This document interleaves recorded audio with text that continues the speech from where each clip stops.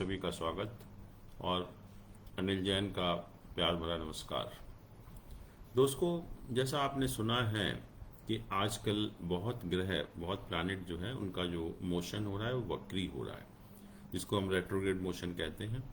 और मेरे पास बहुत प्रश्न आए हैं लोगों के, और सभी परेशान हैं कि किसी को क्लैरिटी नहीं है कि जब प्लैनेट बहुत ज़्यादा वक्री होते हैं तो क्या होता है, क्योंकि इसके बारे में लोगों को बहुत गलत गलत जो मिसकंसेप्शन हैं, गलत गलत धारणाएं हैं, वो लोगों के मन में चल रही हैं। और कुछ लोग बहुत ख़राब सोचते हैं कि पता नहीं क्या होने वाला है, बहुत सारे प्लैनेट वक्री हो रहे हैं आजकल जो है। तो आज मैंने सोचा कि थोड़ा सा वक्री ग्रहों के बारे में चर्चा करेंगे, क्योंकि आज के दिन आप बात करेंगे तो 3 ग्रह जो बहुत ही मुख्य ग्रह हैं वो आजकल वक्री हैं, उनका मोशन जो है वो रेट्रोग्रेड मूवमेंट हो रहा है। और जैसा आप जानते हैं कि शनि ग्रह जो कि बहुत एक इम्पॉर्टेंट प्लैनेट है हमारे लिए, वो वक्री हुआ था 23 मई को 1449 पर, और ये वक्री रहेगा 11 अक्टूबर 747 तक, मोर देन 4.5 मंथ्स। इसी तरह से गुरु वो आज वक्री हो रहा है 20 जून को शाम को 8:35 पर, और 18 अक्टूबर को सुबह 11 बजे तक उसका जो मोशन होगा वक्री होगा, रेट्रोग्रेड होगा। और बुध भी ग्रह वक्री चल रहा है आजकल, और बुध जो है वो 30 मई को सुबह 4:04 पर रेट्रोग्रेड हुआ था, और ये 23 जून को सुबह 3:30 पर डायरेक्ट होगा। तो 3 ग्रह आज की डेट में वक्री हैं, जिसके कारण जो है लोगों के मन में बहुत बहुत गलत धारणाएं हैं। तो आज हम कोशिश करेंगे कि उन गलत धारणाओं का थोड़ा सा निदान करने की, और एक्चुअल फैक्ट क्या है। देखिए दोस्तों, कभी भी ग्रह जोडियक में उल्टे मूव नहीं करते, लेकिन कुछ सर्कमस्टांसेस में वो हमें पृथ्वी से उल्टे घूमते हुए दिखाई देते हैं। मैं अगर आपको एक छोटी सी एग्जांपल दूं कि जब आप ट्रेन में सफ़र करते हैं और उधर से भी कोई दूसरी ट्रेन आ रही है और दोनों ट्रेन मूव कर रही हैं, तो कभी कभी हमें लगता है कि दूसरी ट्रेन अपोजिट डायरेक्शन में मूव कर रही है। अपोजिट डायरेक्शन मूव नहीं करती, लेकिन हमें लगता है।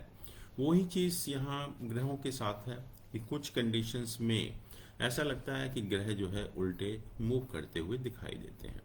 ग्रह हमारे 2 तरह के हैं। एक हम इंटरनल प्लैनेट बोलते हैं, क्योंकि जो ग्रह पृथ्वी और सूर्य के बीच में होते हैं उनको हम इंटरनल प्लैनेट भी कहते हैं, और ये है मरकरी और वीनस, बुध और शुक्र। तो बाकी ग्रहों को हमने एक्सटर्नल प्लैनेट कहा, जो पृथ्वी से दूर हैं, आगे हैं, और जो सन और अर्थ के बीच में नहीं है, वो है मंगल, जुपिटर और सैटर्न। और जब मरकरी और वीनस सन के बहुत पास होते हैं, सूर्य के बहुत पास होते हैं, तब किसी समय हमको लगता है कि वो उल्टे मूव कर रहे हैं, वक्री उनकी चाल है जोडियक में। इसी तरह से जो एक्सटर्नल प्लैनेट हैं, मार्स, जुपिटर एंड सैटर्न, वो सन के जब अपोजिट होते हैं, 180 डिग्री का डिस्टेंस होता है, तब हमें कभी कभी ऐसा लगता है कि वो उल्टे मूव करते हुए दिखाई देते हैं। और उल्टे मूव करने का मैंने कहा कि जब 2 बॉडीज के बीच में रिलेटिव मोशन होता है, आपस में जो मोशन होता है, उस कारण के ये रेट्रोगेशन का प्रिंसिपल आया कि जब 2 बॉडी के बीच में रिलेटिव मूवमेंट है तो कुछ कंडीशंस में वो आपको उल्टी मूव करती हुई दिखाई देती हैं। और जैसा आप जानते हैं कि जो कुछ प्लैनेट हैं, जैसे कि सन और मून कभी भी वक्री नहीं होते, और बाकी सभी प्लैनेट वक्री होते हैं, और जो राहु केतु हैं वो हमेशा ही वक्री रहते हैं। अब क्वेश्चन आता है कि सन मून रेट्रोग्रेड क्यों नहीं होते, क्योंकि अगर हम सन को देखें तो sun is not moving actually, sun is stationary with reference to the earth actually. तो क्योंकि 2 बॉडीज के बीच में रिलेटिव मूवमेंट है ही नहीं, तो सन वक्री कैसे हो सकता है। अगर हम मून की बात करें तो मून की जो गति है जोडियक में, कहते हैं कि मून जो है वो फास्टेस्ट मूविंग प्लैनेट है, और वो करीब 13 से 15 डिग्री एक दिन में मूव करता है।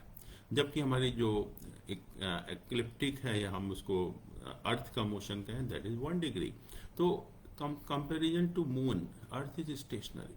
तो दो हम कहेंगे कि 2 बॉडीज के बीच में फिर भी जो है वो मूवमेंट नहीं है, रिलेटिव मूवमेंट नहीं है। तो इस कारण जो है आपको चंद्रमा भी कभी रेट्रोग्रेड मूव करता हुआ नहीं दिखाई देता, और बाकी जो प्लैनेट हैं वो रेट्रोग्रेड होते हैं। और किस तरह से रेट्रोग्रेड होते हैं थोड़ा सा हम बात करते हैं उसकी। जो मरकरी है, बुध ग्रह, वो साल में 3 बार रेट्रोग्रेड होता है। हमेशा आप देखेंगे हर साल कोई भी आप पंचांग रेफर करेंगे तो साल में 3 बार वक्री उसकी गति होती है, और एक बार में 24 दिन के लिए, 24 डेज के लिए। या हम कहें कि साल में टोटल, जो अगर हम साल का टाइम लें तो जो एक वर्ष में 19.76% of the time it remains retrograde. अगर हम शनि की बात करें तो शनि साल में एक बार वक्री होता है, जो आजकल चल भी रहा है जैसा आप जानते हैं, और ये एक बार में 140 दिन 140 डेज के लिए रेट्रोग्रेड होता है, वक्री होता है। और अगर हम टोटल साल के टाइम के कंपैरिजन करें तो 36.39% of the time it remains retrograde. एक आप देखिए शनि हर साल 4.5 महीने से ज़्यादा समय के लिए वक्री होता है, करीब 1/3 से भी ज़्यादा समय के लिए वक्री होता है। अगर हम जुपिटर की बात करें, गुरु की बात करें, बृहस्पति की बात करें, तो वो भी साल में एक बार रेट्रोग्रेड होता है, और एक बार 120 दिन के लिए, मतलब 4 महीने के लिए, जो आज रेट्रोग्रेड होने वाला है शाम को। तो गुरु जो है या जुपिटर साल में एक बार रेट्रोग्रेड होता है, और at a time for 120 days. या हम टोटल टाइम की बात करें तो 30.2% of the total time it remains retrograde. और जहाँ तक मंगल का सवाल है, मंगल जो है ये 2 साल में एक बार रेट्रोग्रेड होता है। मंगल हर साल रेट्रोग्रेड नहीं होता, हर साल वक्री नहीं होता, और एक बार में करीब 80 डेज के लिए ये वक्री होता है। या हम टाइम की बात करें तो 9.33% of the time it remains retrograde. इसी तरह से शुक्र है, वीनस है, वो भी 2 साल में एक बार रेट्रोग्रेड होता है, हर साल रेट्रोग्रेड नहीं होता, और एक बार में करीब 42 दिन के लिए रेट्रोग्रेड होता है, मतलब 7.22% ऑफ द टाइम। अभी जो जुपिटर आज रेट्रोग्रेड होने वाला है, आज शाम को 8:35 पर, और 18 अक्टूबर को 11 बजे तक रेट्रोग्रेड रहेगा। आपको मालूम है कि गुरु जो है आजकल, या मैं कहूँगा कि 6 अप्रैल 2021 को कुंभ राशि में उसने प्रवेश किया था, और जब ये रेट्रोग्रेड होगा, रेट्रोग्रेड होने के बाद कुछ टाइम के लिए मकर राशि में फिर वापस आएगा, और फिर कुंभ राशि में एंटर करेगा। तो ये मकर राशि में 14 सितंबर को 14:21 पर वापस आएगा, और फिर कुंभ राशि में 20 नवंबर को वापस जाएगा, और फिर कुंभ राशि में ही रहेगा, और कुंभ राशि से मीन राशि में 13 अप्रैल 2022 को 15:40 पर फिर एंटर करेगा। तो इस तरह से गुरु का मूवमेंट है, क्योंकि गुरु साइन भी चेंज कर रहा है बीच में, तो इसलिए मुझे बताना मैंने जरूरी समझा कि आपको ये बताया जाए कि ये टाइम है जब गुरु कुंभ राशि से फिर वापस मकर राशि में प्रवेश करेगा। अब प्रश्न ये होता है कि जब प्लैनेट रेट्रोग्रेड होते हैं तो क्या उसका रिजल्ट होता है। एक्चुअली में 2-3 चीज़ें मैं बताना चाहूँगा, बहुत ज़रूरी हैं, हमें समझना भी बहुत ज़रूरी है कि जब भी कोई भी प्लैनेट रेट्रोग्रेड या वक्री होता है तो उसको एक बल मिलता है, उसकी जो स्ट्रेंथ मिलती है, जिसको कि हम चेष्टा बल या इमोशनल स्ट्रेंथ कहते हैं। इसके कारण प्लैनेट और ज़्यादा बली हो जाता है। जब भी प्लैनेट आप देखेंगे रेट्रोग्रेड होता है तो रेट्रोग्रेड होने के कारण उसको एक एडिशनल स्ट्रेंथ, जिसको हम चेष्टा बल या इमोशनल स्ट्रेंथ कहते हैं, वो मिलता है। इसके कारण प्लैनेट बली हो जाता है, और बली होने का मतलब ये है कि अगर शुभ प्लैनेट है तो और ज़्यादा शुभ हो जाता है, और अगर अशुभ प्लैनेट है तो और ज़्यादा अशुभ हो जाता है। तो ये तो एक बल की बात हो गई। अब क्वेश्चन ये आता है कि अगर आपके हॉरोस्कोप में या जन्म के समय कुछ प्लैनेट अगर वक्री हैं तो उनका क्या रोल होगा आपकी लाइफ में। देखिए, जब भी कोई प्लैनेट वक्री होता है किसी भी एक पर्टिकुलर हाउस में, और होना चाहिए वक्री आपके जन्म के समय, और जब ट्रांजिट में या गोचर में भी वक्री होता है तो क्या होता है कि जो प्लैनेट, जो हाउसेस उस प्लैनेट से इन्फ्लुएंस्ड हैं आपके हॉरोस्कोप में, उन प्लैनेट में कुछ, उन हाउसेस में कुछ चेंज लाने की कोशिश करता है। मान लीजिए मैं एक उदाहरण दूं कि शनि अगर किसी का भी लग्न में है, और मान लीजिए कि बर्थ के समय वो वक्री है, और शनि जो है वो उसकी 10वीं दृष्टि होती है तो वो दशम भाव को देखता है लग्न में बैठकर, मतलब हाउस ऑफ प्रोफेशन को।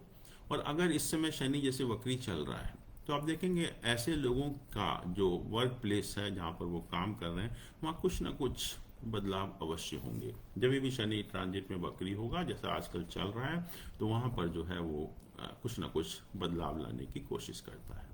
और शनि का जब जानते हैं कि मान लीजिए फर्स्ट हाउस में बैठा हुआ है, इसकी दृष्टि थर्ड हाउस पर भी होती है, सेवन्थ हाउस पर भी होती है, 10th हाउस पर भी होती है।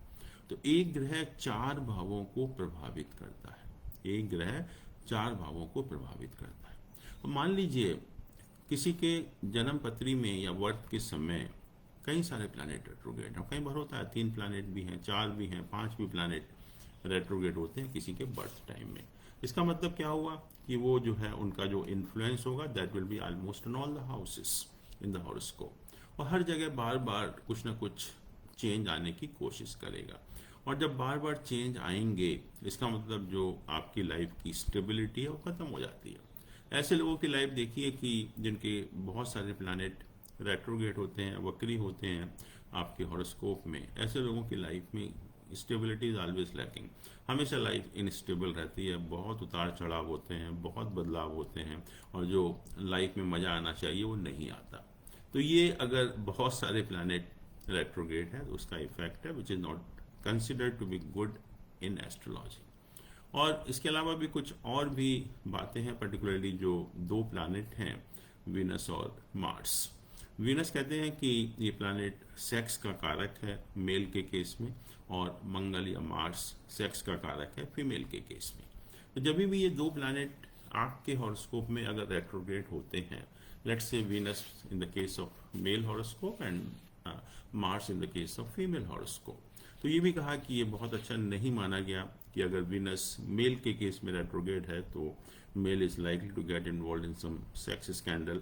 ऐसे ही अगर फीमेल के केस में मार्स रेट्रोग्रेड है तो that female is likely to get involve in some sex scandal. तो ये दोनों भी खराब माने गए। तो दोस्तों जहाँ तक रेट्रोग्रेड प्लैनेट का सवाल है कोई डरने की ज़रूरत नहीं है। अगर आपके हॉरोस्कोप में रेट्रोग्रेड हैं तो उसका कुछ असर होगा, अदरवाइज आपके हॉरोस्कोप में कोई, आपकी लाइफ में उसका कोई असर नहीं होने वाला।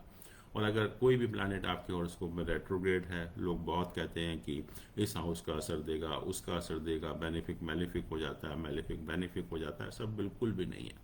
सिर्फ जो भी रेट्रोग्रेड प्लैनेट है आपके हॉरोस्कोप में वो और ज़्यादा बली हो जाता है, और अगर शुभ प्लैनेट है तो और ज़्यादा शुभ उसके रिजल्ट मिलते हैं, और अगर अशुभ प्लैनेट है तो उसके रिजल्ट और ज़्यादा अशुभ मिलते हैं। और डरने की बात या चेंज होने की बात जब भी आती है जब आपके हॉरोस्कोप में कोई प्लैनेट रेट्रोग्रेड हो और ट्रांजिट में भी रेट्रोग्रेड हो रहा है। जैसे मैंने एग्जाम्पल दिया आपको शनि की, अगर ज़्यादा प्लैनेट आपके हॉरोस्कोप में रेट्रोग्रेड है तब थोड़ा सा चेंज आने का डर रहता है। अब क्वेश्चन ये है कि जो 3 प्लैनेट, या क्योंकि बुध तो अब जल्दी डायरेक्ट हो जाएगा, लेकिन जो जुपिटर और सैटर्न है they will remain retrograde for a long time. तो इनका असर हमारी लाइफ पर क्या पड़ेगा, और ख़ास तौर से कुछ राशियां हैं जिनके इन प्लैनेट रेट्रोग्रेड होने का थोड़ा सा बहुत अच्छा उसका इफेक्ट होने वाला है, या इन राशियों के व्यक्तियों को बहुत अच्छे रिजल्ट मिलने वाले हैं।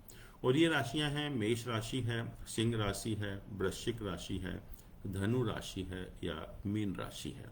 तो इसलिए जिन व्यक्तियों की ये राशियां हैं उन्हें खुश होना चाहिए, क्योंकि उसके परिणाम रेट्रोग्रेड होने के उनको अच्छे ही मिलेंगे। मेष राशि वाले व्यक्तियों के लिए उनको कार्य क्षेत्र में सफलता मिलेगी, मान सम्मान में वृद्धि होगी, आर्थिक स्थिति बेहतर होगी, और उनके स्वास्थ्य में भी जो है सुधार होगा। अगर कोई भी क्रॉनिक डिसीज से पीड़ित है तो ये बहुत अच्छा समय है इलाज कराने का भी और अपने स्वास्थ्य का लाभ लेने का भी। जहाँ तक सिंह राशि का सवाल है, ऐसे लोगों को भी जो व्यापार जो कर रहे हैं, पर्टिकुलरली जो बिजनेस कर रहे हैं, उनको बहुत अच्छी सफलता मिलेगी, और प्रेम संबंधों में भी जो एक अच्छापन आएगा, या जो हम कहेंगे कि प्रेम संबंध जो है वो विवाह में परिवर्तित होंगे। और ऐसे व्यक्तियों का ये टाइम है कि उनको धार्मिक या आध्यात्मिक कामों में भी बहुत रुचि बढ़ेगी उनकी, और उनको लाभ भी होगा, और हम कहेंगे कि they may go very high on spiritual plane also. वृश्चिक राशि के जो लोग हैं उसमें अगर आप अपना कोई भी बिजनेस है या कोई भी अपना व्यापार है, उसमें अगर आप एक्सपेंशन डाइवर्सिफिकेशन का कुछ सोच रहे हैं तो this is the best time, आप करिए। और जो भी अगर आप निवेश की या इन्वेस्टमेंट की योजना बना रहे हैं तो उसमें आपको डेफिनेटली जो लोन वगैरह लेना है या फाइनेंशियल असिस्टेंस आपको लेनी है वो आपको आसानी से मिल पाएगी, और आपका जो लाभ होगा वो आशा से अधिक ही होगा। और वृश्चिक राशि के लोगों का बताया मैंने जैसे कि ये बहुत अच्छा समय है। और धनु राशि के व्यक्तियों के लिए भी व्यापार में कोई ना कुछ नए काम की शुरुआत होगी, और ख़ास तौर से जो नौकरी कर रहे व्यक्ति हैं उनकी पदोन्नति होगी, या जो मनचाही जगह उनका स्थानांतरण होगा या ट्रांसफ़र होगा। प्रेम संबंधों में कुछ ना कुछ मनमुटाव होने की पॉसिबिलिटी है, उसमें थोड़ा सा कॉशियस रहें। लेकिन फाइनेंस के पॉइंट ऑफ व्यू से बहुत अच्छा समय है, फाइनेंशियल जो भी है आपको गेंस होंगे इस पीरियड में। मीन राशियों के व्यक्तियों के लिए खास तौर से जो विद्यार्थी हैं और विदेश में एक अच्छे इंस्टीट्यूट में एडमिशन करने की प्लानिंग कर रहे हैं तो उनकी पूरी पूरी संभावना है कि उनको एक मनचाहे इंस्टीट्यूट में, यूनिवर्सिटी में और जगह में उनको एडमिशन मिलेगा, जिससे उनकी खुशी में बहुत वृद्धि होगी। व्यापार में भी अगर कुछ लोग फाइनेंशियल असिस्टेंस की ट्राई कर रहे हैं, बैंक वगैरह से लोन करने के लिए कोशिश कर रहे हैं, तो वो भी जो है उसको मिलने की पूरी पॉसिबिलिटी है। और कहीं भी जो आपके जो पेंडिंग पेमेंट्स हैं, रुके हुए जो धन हैं, वो भी वापस होने के चांसेस हैं। और बट एक चीज़ है कि कोई भी अगर आप निर्णय है उसको लेने में जल्दीबाजी ना करें, सोच विचार कर जो भी निर्णय लेना है आपको निर्णय लें। तो ये दोस्तों ये रेट्रोग्रेड प्लैनेट का, क्योंकि बहुत हम लोगों को बहुत ज़्यादा भ्रमित किया जा रहा है कि रेट्रोग्रेड प्लैनेट हो रहे हैं, ये होगा वो होगा, आप ये करिए वो करिए, इसमें बिल्कुल भी कोई भी डरने की कोई भी बात नहीं है। और आप बिल्कुल आराम से रहिए, और कोई आपके अगर रेट्रोग्रेड प्लैनेट आपके हॉरोस्कोप में नहीं है तो उसका कोई असर आपके ऊपर नहीं होने वाला है। तो दोस्तों अब कुछ प्रश्न हैं तो हम उन प्रश्नों को भी लेने की कोशिश करते हैं। एक किरण कुमार बोया जी ने दोबारा से पूछा है कि उनका जो डेट ऑफ बर्थ है 20 मई 96 है, सुबह 9 बजे का समय है, और जो जगह है वो कुरनूल है। वो कहते हैं कि can I get A government job, if yes which field, like bank, SSC और रेलवेज। किरण कुमार जी, हम लोगों ने आपका शायद पहले भी हॉरोस्कोप एग्जामिन किया था, और जो आपका लग्न है वो मिथुन लग्न है, और उसमें मून और वीनस का प्लेसमेंट है। राहु आपका 4th हाउस में चौथे घर में प्लेस्ड है। जुपिटर वक्री होकर 7th हाउस में प्लेस्ड है। सैटर्न केतु 10th हाउस में, हाउस ऑफ प्रोफेशन में है। और मार्स और mercury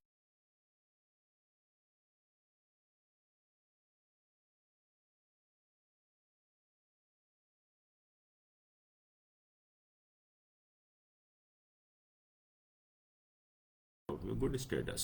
Saturn and Saturn have to be strong. अगर सन और सैटर्न स्ट्रांग नहीं है तो गवर्नमेंट जॉब मिलने की पॉसिबिलिटी बहुत कम हो जाती है, ऑलमोस्ट नील हो जाती है। आपके हॉरोस्कोप में शनि तो ठीक है, ये 9th हाउस का लॉर्ड है, 10th हाउस में प्लेस्ड है, बहुत अच्छी पोजीशन मानी जाती है जब भी एक त्रिकोण का लॉर्ड क्वाड्रेंट में या केंद्र स्थान में बैठता है तो राजयोग बनाता है।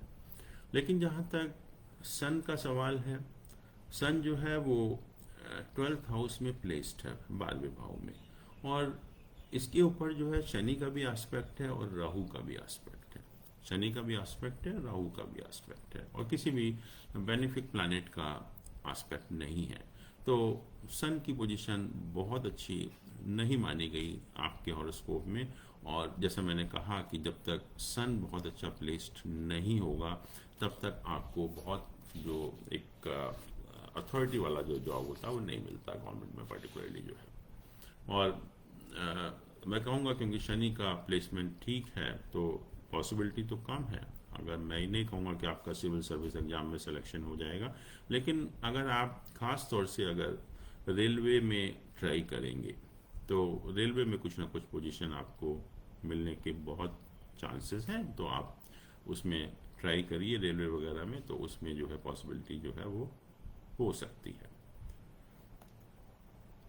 उसके बाद एक क्वेश्चन है हमारे अग्रवाल साहब हैं, उन्होंने क्वेश्चन पूछा है और इनका जो डेट ऑफ बर्थ है 5 जून 72 है, टाइम 14:10 है, प्लेस दिल्ली है। मुझे क्या बिजनेस करना चाहिए और आने वाली वीनस की दशा कैसी रहेगी, क्या कभी मेरा टाइम चेंज होगा।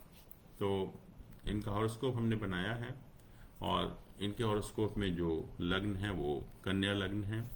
जुपिटर रेट्रोग्रेड है, वक्री है, आपका 4th हाउस में प्लेस्ड है। राहु 5th हाउस में प्लेस्ड है। चंद्रमा आपका 6th हाउस में प्लेस्ड है। सन, सैटर्न, मरकरी, ये 3 प्लैनेट जो है आपके 9th हाउस में प्लेस्ड हैं। मार्स 10th हाउस में और साथ में वीनस भी रेट्रोग्रेड होकर 10th हाउस में प्लेस्ड है और केतु जो है वो आपका 11th हाउस में प्लेस्ड है।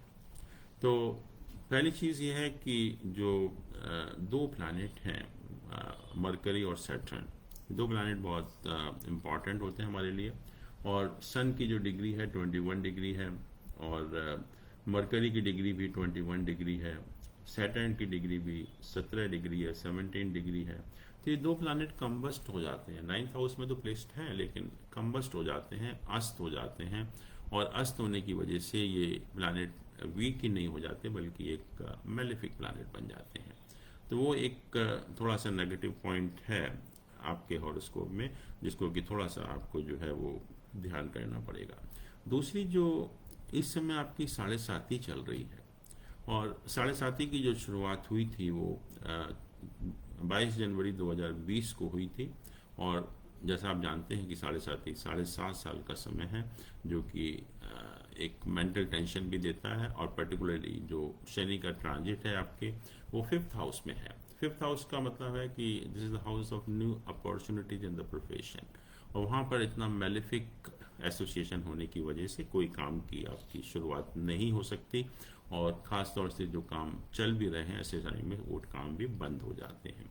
तो नेचुरली व्यापार के पॉइंट ऑफ व्यू से ये समय बिल्कुल भी ठीक नहीं है क्योंकि शनि का गोचर राहु के ऊपर होना ये बहुत ही एक अच्छी बात नहीं है। और जैसा आप जानते हैं कि आजकल मंगल भी सामने है, राहु भी उसको देख रहा है, तो उस पॉइंट ऑफ व्यू से भी ये समय बहुत अच्छा नहीं है। और जहाँ तक दशा से चल रही है आपकी दशा, इस समय केतु का पीरियड चल रहा है जो कि 15 अगस्त 2022 तक चलेगा और दशा भी खराब है। तो मैं कहूँगा प्लैनेट की पोजीशन भी खराब है, दशा भी खराब है, ट्रांजिट भी खराब है। तो नेचुरली जो आप सोच रहे हैं व्यापार करने का या जो एग्जिस्टिंग आपका कोई भी प्रोफेशन है उसमें सफलता मिलने की पॉसिबिलिटी काफ़ी कम हो जाती है, या मैं कहूँगा कि बहुत अच्छा समय नहीं होता ये। अब आपने पूछा कि जो अब वीनस की दशा जो शुरू होगी 15 अगस्त 2022 से और वीनस का पीरियड 20 साल का पीरियड होता है, लंबी दशा होती है। और उस टाइम अप्रैल 22 में शनि भी गोचर कर 11th साइन में आ जाएगा, मून के ऊपर आ जाएगा, मतलब राहु से उसकी जो ट्रांजिट है वो ख़त्म हो जाएगा। तो वीनस का पीरियड डेफिनेटली बेटर होगा। उस टाइम आप कोई भी नए काम की शुरुआत भी कर सकते हैं और उस पॉइंट ऑफ व्यू से भी जो वीनस का पीरियड है बहुत अच्छा रहेगा, डेफिनेटली अच्छा रहेगा। और ये 9th हाउस का लॉर्ड भी है, 10th हाउस में प्लेस्ड है, तो ये बहुत अच्छी पोजीशन मानी गई है वीनस की। तो आपको अगस्त 22 तक वेट करना पड़ेगा और उसके बाद डेफिनेटली आपके जो हॉरोस्कोप इंडिकेट कर रहा है उसमें पोजीशन काफ़ी बेटर होगी बिजनेस के पॉइंट ऑफ व्यू से। दूसरा आपने पूछा है कि क्या काम करना चाहिए मुझे। आप 2 तरह के काम कर सकते हैं, एक तो कोई भी रियल एस्टेट से कनेक्टेड हो और दूसरा जो है जैसे वीनस से कनेक्टेड कोई भी काम, जैसे कोई भी होटल इंडस्ट्री से कनेक्टेड काम हो, आईटी इंडस्ट्री से हो, रेडीमेड गारमेंट से हो, ज्वेलरी वगैरह से कनेक्टेड कोई काम हो। तो इस टाइप की अगर आप काम करेंगे तो उसमें डेफिनेटली आपको सक्सेस मिलेगी।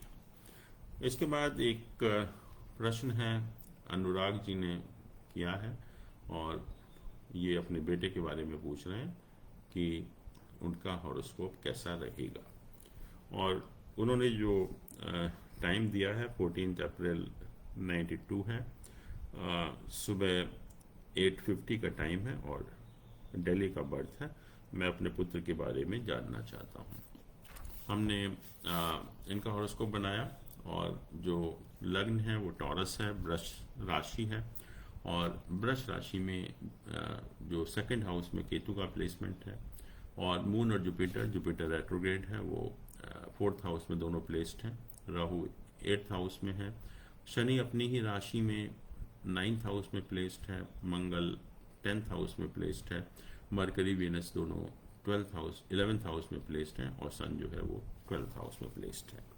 पहली चीज़ तो यह है कि जो सैटर्न है, Saturn basically the planet of status in the profession, योग कारक प्लैनेट है।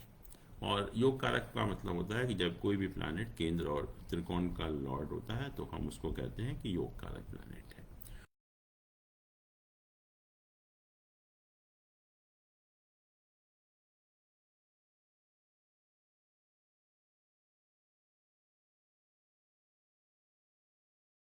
का है 11th हाउस में, तो it's very good from the view of the financial gains. Mercury भी वहीं पर है। मरकरी आपको नीच का डेबिलिटेशन में है, क्योंकि बट ये एक उच्च के प्लैनेट के साथ में है, तो इसलिए इसका जो डेबिलिटेशन है वो भी कैंसिल हो जाता है। तो that is also a good position of mercury.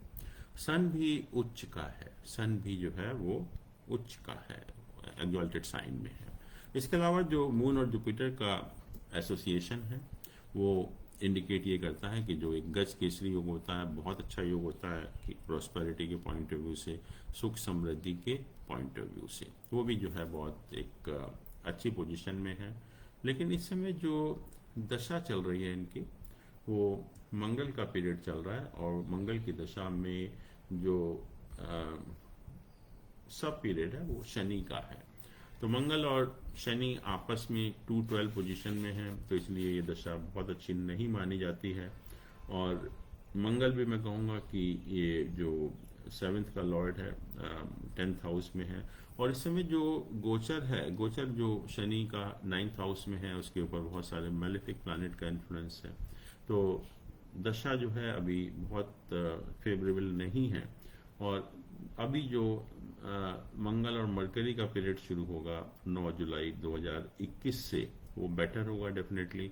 और बाकी मंगल की दशा भी ठीक रहेगी, लेकिन हाँ डेफिनेटली जब राहु का पीरियड शुरू होगा मंगल के बाद 7 जनवरी 25 के बाद, उस टाइम जो है वो थोड़ा सा, जब राहु की इनिशियल पीरियड होगा उस टाइम प्रॉब्लम होने के चांसेस हैं। तो आपके बेटे के हॉरोस्कोप में प्लैनेट की पोजीशन बहुत अच्छी है। आप जो भी वो प्रोफेशन होगा, he will excel in that profession. Financially भी he will do very well actually. तो मेरे हिसाब से तो he should get a very good status in profession, and financially also he should excel in the financial status also. एक प्रश्न किया है विवाह पाठक मैत्री जी ने। ये पूछती हैं कि 12th Lord in the 11th will be 12th from 12th, but crude graha in 11th house is supposed to be good. For Meen and Kanya Lagna, how should we see it? Surya Dasha for Kanya Lagna is normal till now.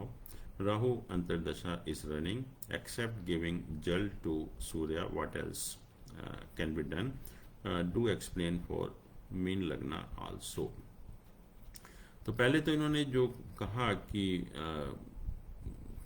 जो 12th Lord in the 11th house, और ये कन्या लग्न की बात कर रहे हैं कि कन्या लग्न में जो सन जो है वो 12th का लॉर्ड बन जाता है, और वो 11th हाउस में कहते हैं प्लेस्ड है आपका। और 11th हाउस को हम त्रिसडाय हाउस भी बोलते हैं, और कहा कि त्रिसडाय हाउस में मैलेफिक प्लैनेट का प्लेसमेंट अच्छा माना गया। और सन जो है वो देखिए हाउस ऑफ गेन्स और राजा है सन, और नेचुरली हाउस ऑफ गेन्स में होगा, तो फाइनेंस के पॉइंट ऑफ व्यू से वो उसका प्लेसमेंट बहुत अच्छा माना गया। और दूसरा ये है कि बाकी जो रिजल्ट मिलेंगे वो डिपेंड करेंगे कि सन की क्या पोजीशन है ओवरऑल आपके हॉरोस्कोप में। बट 11th हाउस में प्लेसमेंट सन का is really good from finance point of view. और जहाँ तक आपने मीन लग्न की बात की, तो मीन लग्न में जो सन है वो 6th हाउस का लॉर्ड हो जाता है, और 6th हाउस का लॉर्ड भी प्रोफेशन के पॉइंट ऑफ व्यू से अच्छा माना गया, क्योंकि 6th हाउस हमारा 9th है फ्रॉम द 10th हाउस, तो it becomes a house of Fortune from profession point of view. तो दोनों तरह से ठीक है, बट ऐसा नहीं बताया जा सकता कि क्या होगा, but unless and until we see the complete horoscope, तो पूरा हॉरोस्कोप भी देखना जो है वो जरूरी होगा, जब भी हम लोग फाइनल उसका रिप्लाई कर सकते हैं। बट जैसा आपने कहा कि हम सूर्य को जल देते हैं, तो उसके अलावा हम क्या कर सकते हैं। सूर्य को जल देने का भी तरीका है कि आप एक कॉपर का बर्तन लीजिए, कॉपर का लोटा लीजिए, और उसमें पानी में थोड़ा सा 2-3 दाने चीनी के, चावल के और रोली के मिलाकर तब आप सूर्य को अर्घ देंगे, तो उसका आपको ज़्यादा फायदा होगा। इसके अलावा जो गायत्री मंत्र का आप जाप कर सकते हैं, पिता से आप आशीर्वाद ले सकते हैं, और कोई भी जैसे सूर्य का जो वस्तु होती है वो अगर आप मंडे के दिन, संडे के दिन अगर आप दान करेंगे तो उसका भी आपको फ़ायदा होगा। और हमारे साथ बहुत लोग जुड़े हुए हैं, मनीषा जी हैं, ब्रजेश जी हैं, विवाह पाठक मैत्री जी हैं, सुशील कुमार जैन जी हैं, और भी लोग हैं। बट आप क्वेश्चन भी काफ़ी लोग पूछ रहे हैं, तो डेफिनेटली मैं रिंकू रिचू जी भी हैं, तो डेफिनेटली मैं नेक्स्ट टाइम आप सभी के क्वेश्चन का जवाब देने की हम कोशिश करेंगे। और आपका बहुत बहुत धन्यवाद, आप सब लोग जुड़ते हैं, बहुत अच्छा लगता है। और आप बिल्कुल फ्री होकर, बिल्कुल आप निसंकोच जो भी आप पूछना चाहते हैं ज्योतिष के बारे में या अपनी पर्सनल लाइफ के बारे में, आप पूछिए, मुझे बहुत खुशी होगी जवाब देकर। थैंक यू वेरी मच, धन्यवाद, नमस्कार।